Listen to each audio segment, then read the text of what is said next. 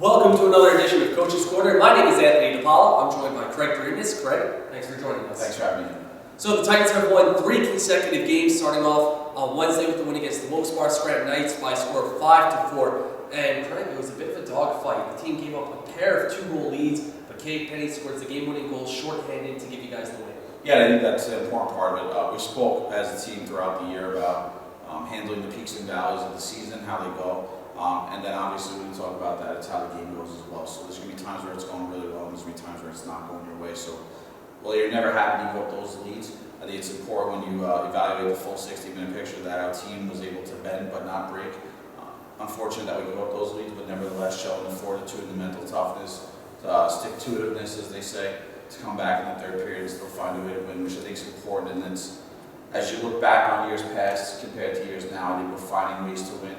Some conventional, some unconventional, but at the end of the day, ultimately in the sport, you're measured on wins, and our guys have done a really good job of that so far. So proud of them to battle through, and just want to make sure you're improving every day and not making the same mistakes twice. It seems like almost every game against the Knights will turn into a track meet. Both teams very offensive. What do you see in Tom Kowal's team where it leads to a lot of high-scoring games? Well, I think you hit it on the head. They have a lot of players who really know how to push the pace and play with the puck and create offensive opportunities, both in zone and off transition. Special teams always are good for those guys. They had a power play goal. So I think for that, that's part of it. We know going in, we're prepared about what we're going to face, and they're kids at the end of the day, and they're going to make mistakes, and things are going to happen in the game that influence that and dictate that. So at the end of the day, I think we've been measuring more by doing the winning part of it and coming out on top, but nevertheless, never a perfect performance. But you know during your pre-scout what you're getting into with those guys and the style they play, and no different than us, they probably pre-scout us and know how we play as well. So it is a little bit of a track meeting, the team to get together, and the defensemen and the goaltenders better have it strapped on because they're in for it.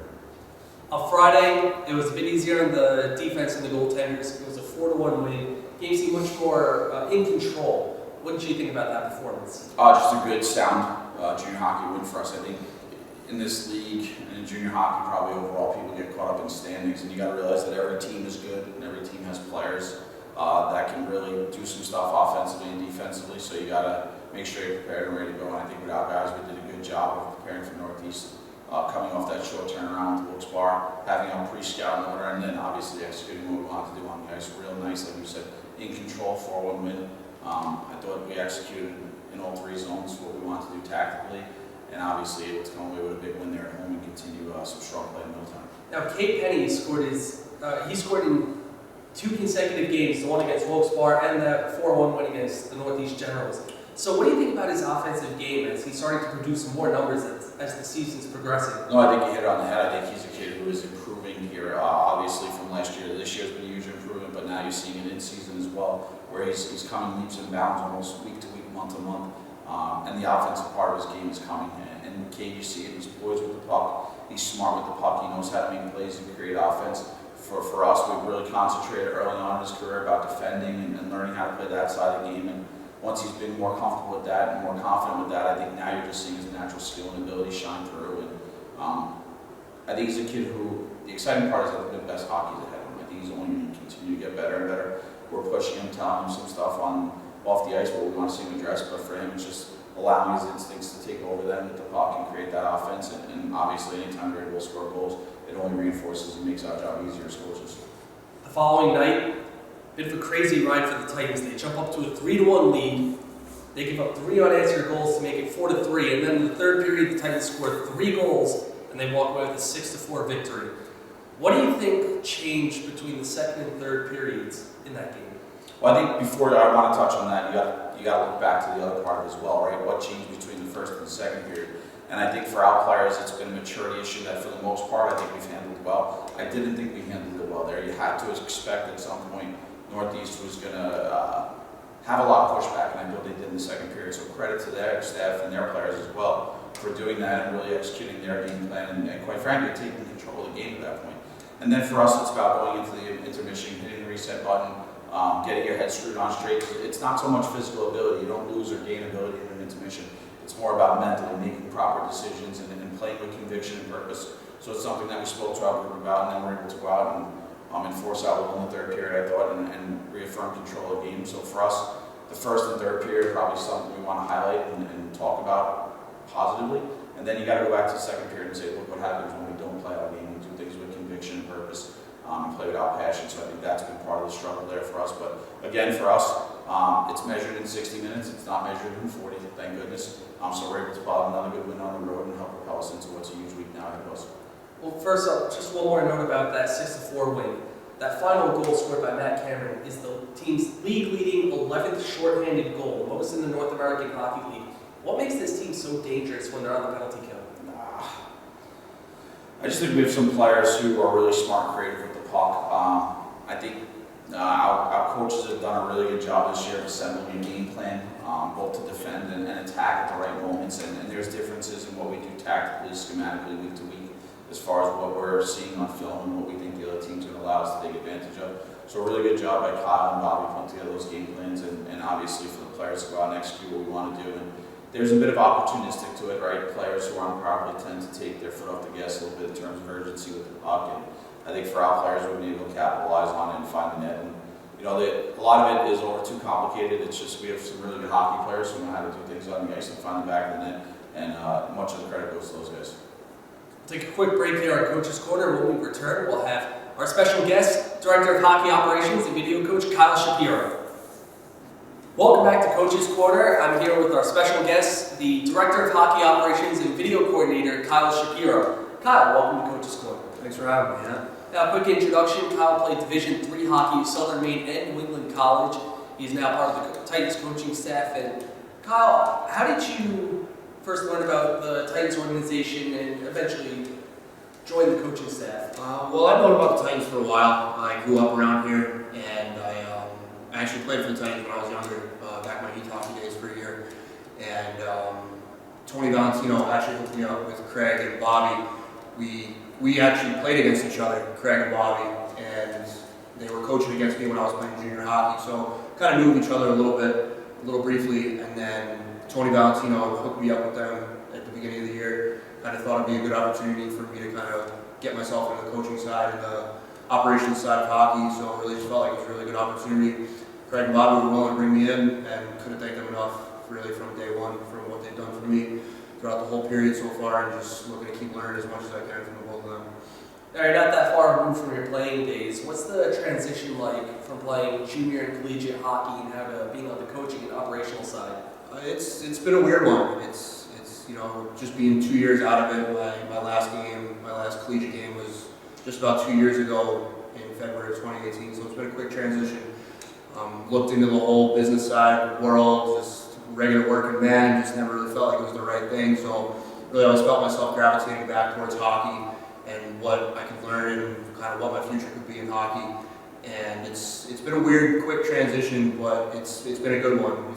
Since it's been quick, I've been able to kind of learn on the fly and really just take everything in day by day. And that's one of the things that I've really learned the most so far from being part of this for a few months here. You just kind of take things day by day, really learn, and really take in as much information as you can, and really just go from there and try and just be the best that you can be at your job.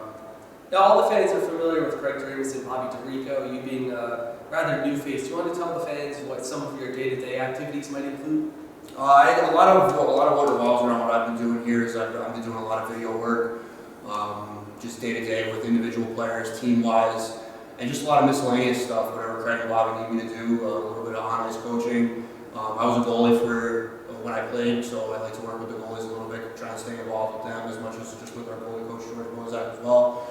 So just kind of looking to sink my teeth into literally just about everything besides basically taking away from what Craig and Bobby do, and just trying to help them in basically anything that they need from me, just try and be as successful as we can here. What do you think is one of the biggest challenges in your role with the team? Really, one of the biggest things for me coming in was being able to build a relationship with the guys. I'm a little bit younger, I'm only 26 years old, and like you said, I've been out of playing for 2 years now, and really building a relationship with the guys the right way, kind of towing that line of being their coach now instead of just trying to be their friend. There's a few of them that I've played summer hockey with over the years of being back in Middletown, and it's just being able to toe that line the right way of being their coach now and not being a friend, but not being able to toe that line has been the toughest part so far, that's for sure. But I think I'm learning every day again, like I said, just how to do it the right way and kind of try and be their coach and be an adult to them. What would you say is one of your most favorite or most rewarding parts of being a coach here? Just being a part of something bigger than myself, being a part of a team again, it's been a real blessing for me. It was something that I lacked a lot for that year and a half, being outside of hockey, and just being able to be a part of a team again, being able to go into games with a common goal, trying to win hockey games, and just trying to be as successful as we can, has been very rewarding to me, just being able to be a part of something again. All right, Kyle, thank you so much for joining Coach's Corner. We'll be right back. Medeiros has it in his own end. He goes cross ice. Tyler Naska at the blue line, angles a pass to Gulash, and now Jeffers moving in. Takes a quick shot, he scores! Kyle Jeffers just 14 seconds in, and the Titans lead 1-0. Welcome back to Coach's Corner with Anthony DePaulo alongside with Craig Doremus. And coming up next for the Titans, a 2-game set against the Johnstown Tomahawks. Now, Craig, these two teams have faced each other 3 times so far, and in each of these 3 series, you guys have split the 2-game set. What is the key to trying to sweep a weekend against a team as skilled as the Tomahawks? Well, I think any time, and they probably say the same thing in their dressing room this week, you got to take care of one game first, right? It's so important to get out and have that advantage. And I think again, the times we've gotten together, you see 2 really good hockey teams competing for every inch of ice, and it's probably come down to some special teams play. And if I had to guess, without going too much in depth, which team doesn't make mistakes, and kind of manages the puck and their personnel better. So I think we just want to focus on Friday night right now. It's such an important part of the weekend and what we're trying to do here in terms of the full-term season. So just worry about Friday, next game possible, and then we can talk about Saturday. But I think anytime, whether it's a 60-minute win or a 120-minute win in the weekend, you have to talk about managing the puck, avoiding penalties against, and plays that are going to put your team at a disadvantage. So just a lot of self-control there, not too much about what they do, but just worrying about what the Titans do with and without the puck, shift to shift.